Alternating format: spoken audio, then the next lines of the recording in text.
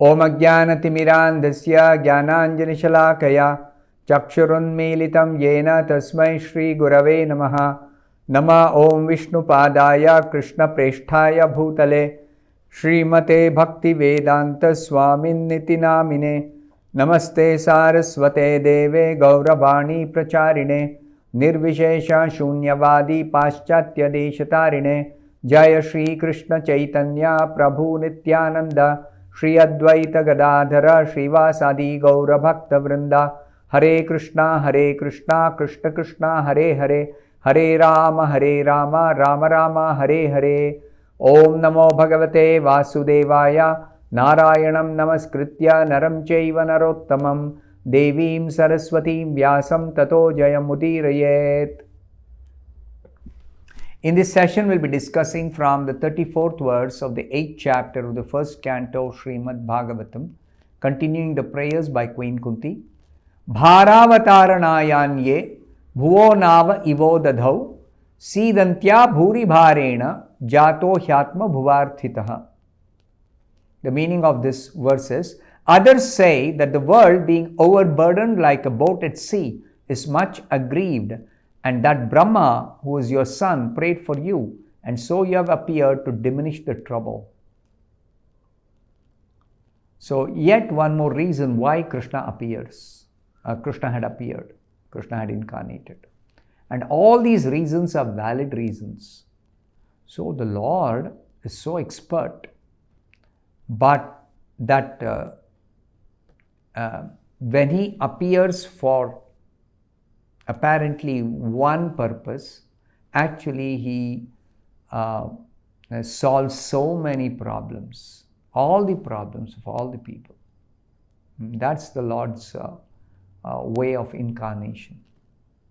So here, another reason is being given, that Brahma, he felt that the earth was overburdened by demoniac forces and he was unable to deal with it. So he prayed for the Lord's incarnation, and the Lord appeared to diminish this burden. So in the purport, Srila Prabhupada explains, Brahma, or the first living being born just after the creation, is the direct son of Narayana. Narayana as Garbhodakashayi Vishnu. Garbhodakashayi Vishnu is a form of Narayana incarnating as Vishnu, as the second Vishnu form in this world. Garbhodakashayi Vishnu. First of all, this Vishnu enters the material universe.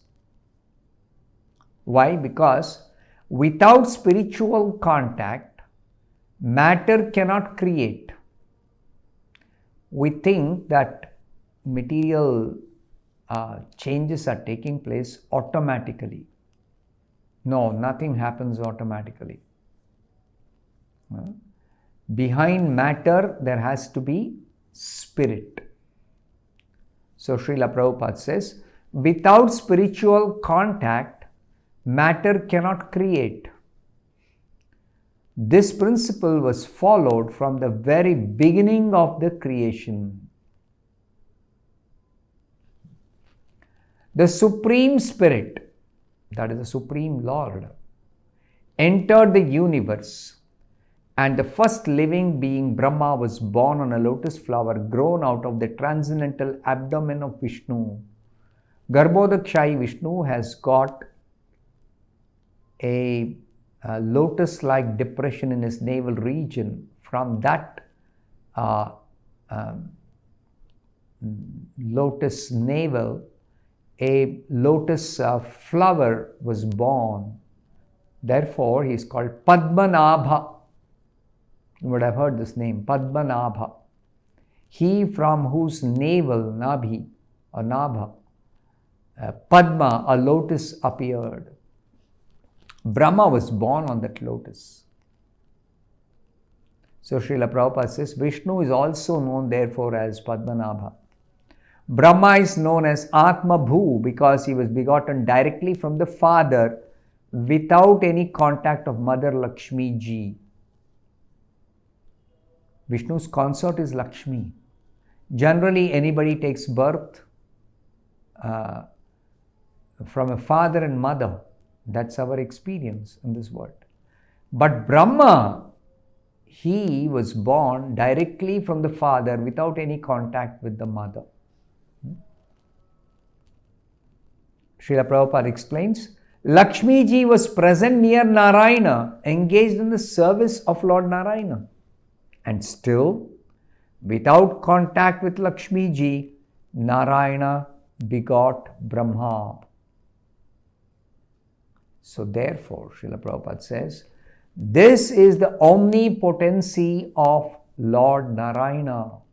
Omnipotency means he has got all power, all kinds of potencies. And those potencies are working.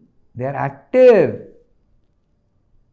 actively engaged in producing so many different changes. One who foolishly considers Narayana like other living beings should take a lesson from this.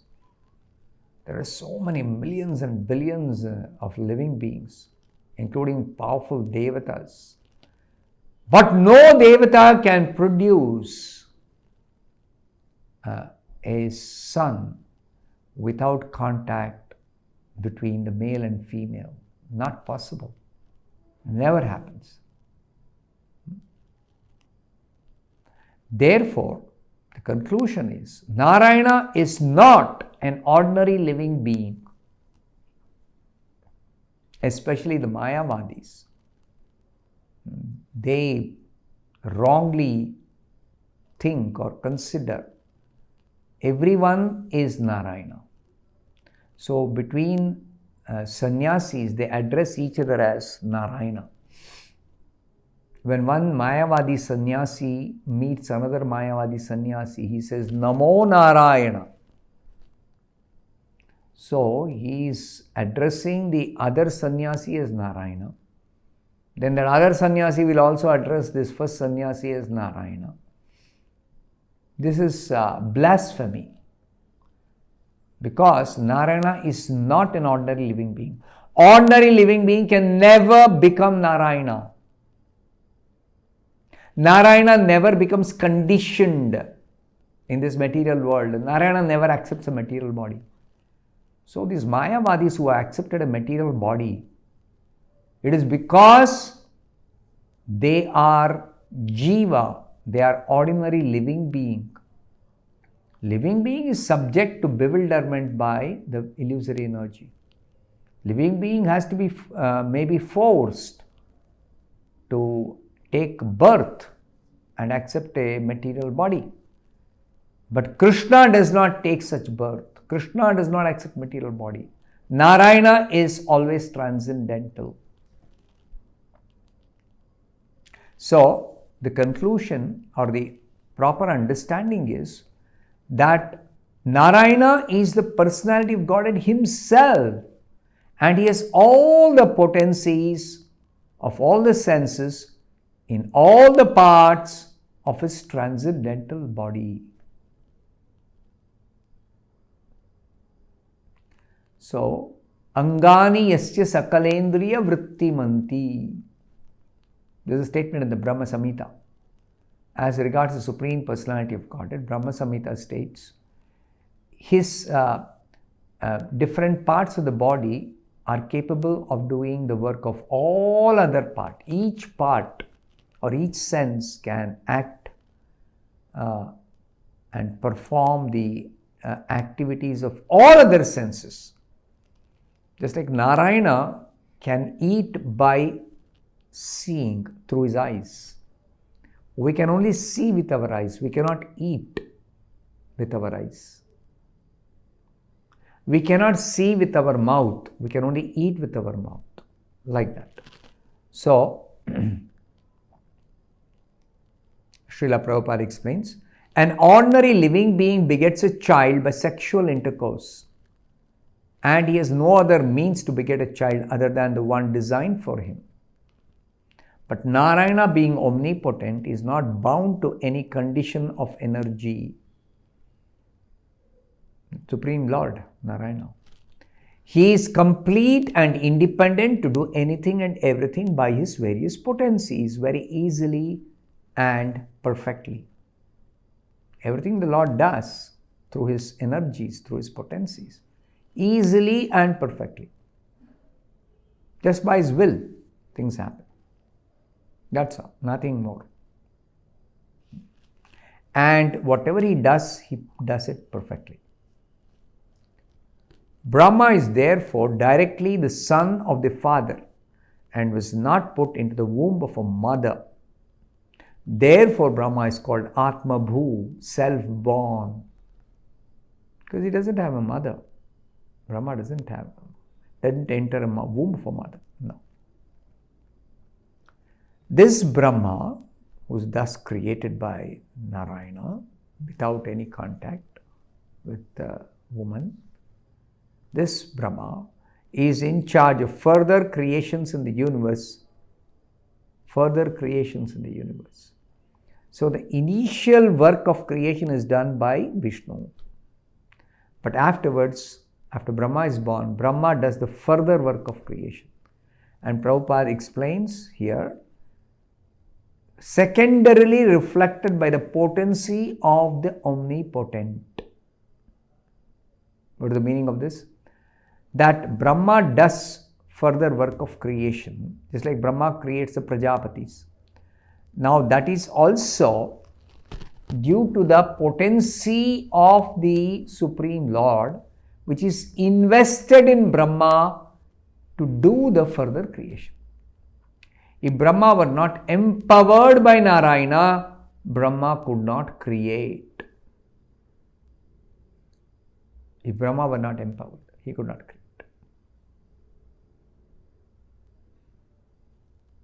Within the halo of the universe, there is a transcendental planet known as Shvetadvipa, which is the abode of the Kshirodakashayi Vishnu. This is the third Vishnu form, Kshirodakashayi Vishnu. He is residing in a planet called Shvetadvipa, in which there is a milk ocean, and in the center of the milk ocean there is an island. On that island, the Lord resides as Kshirodakashayi Vishnu, the maintainer Vishnu of this whole universe. Whenever there is trouble in the universe that cannot be solved by the administrative demigods, they approach Brahma.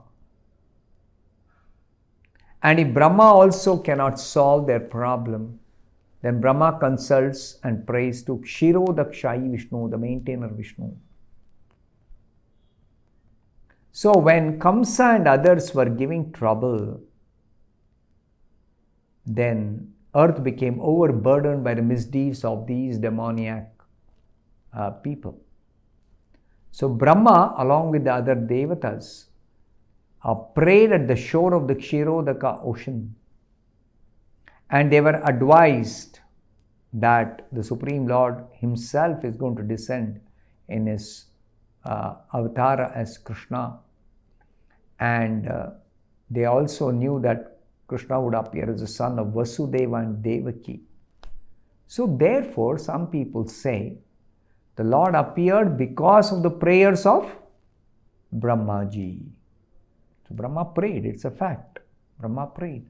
And he got the response from the Lord within his heart that the Supreme Lord himself will personally appear in the Yadu dynasty as the son of Vasudeva and Devaki.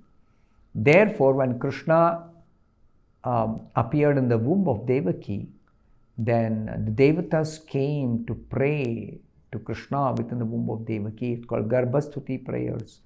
10th canto, 2nd chapter. Beautiful prayers are there, which are offered by the demigods to Krishna in the womb of Devaki. They knew because Brahma was informed. So I'll stop here. Thank you very much. Hare Krishna.